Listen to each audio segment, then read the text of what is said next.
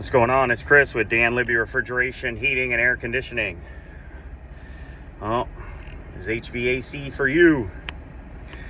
My tip of the day for new service techs. When you are diagnosing a heating system, whether it's a gas-fired furnace in a house or a rooftop unit, a little tip about that. Rooftop unit might not always be on the rooftop. That's kind of like an industry term called a package unit, or RTU, rooftop unit. Sometimes they're on the ground. That could be confusing for new techs, but all it is a package unit, a piece of equipment, typically on the roof of a commercial building. And it has everything all in one, big metal housing. So your heating, your compressor, condenser coil, and evaporator, filters typically are all in one piece of equipment. So it's a packaged unit, RTU, rooftop unit, but sometimes they're on the ground. Anyway, I digress. Diagnosing heating or a piece of equipment, or if it's in AC mode, whatever, but furnace, air handler, rooftop unit, something like that. No heat, no AC, whatever the call might be. Do not shut the power off, okay? Most of these pieces of equipment, when they have a problem, they will shut off and go in, and air out, right? And they will typically flash an error code, right? So let's say it was high limit tripped.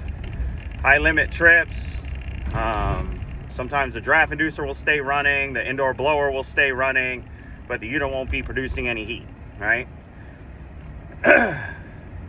Somewhere on the control board, PCB board, or the ignition control board, it will be flashing some lights, right? Either 2 flashes, 3 flashes, sometimes a 2-digit number.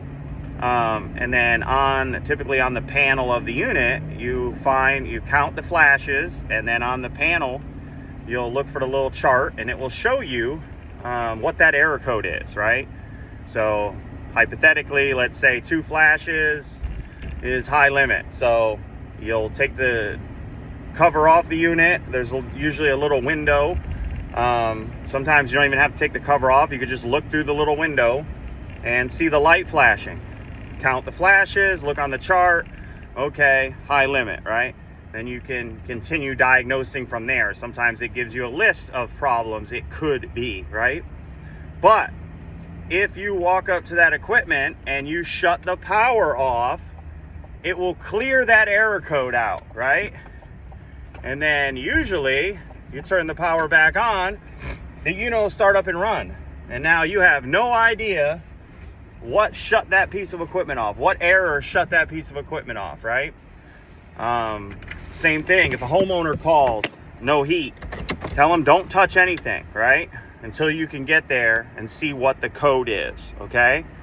So that's my tip of the day. Diagnosing furnaces, rooftop units.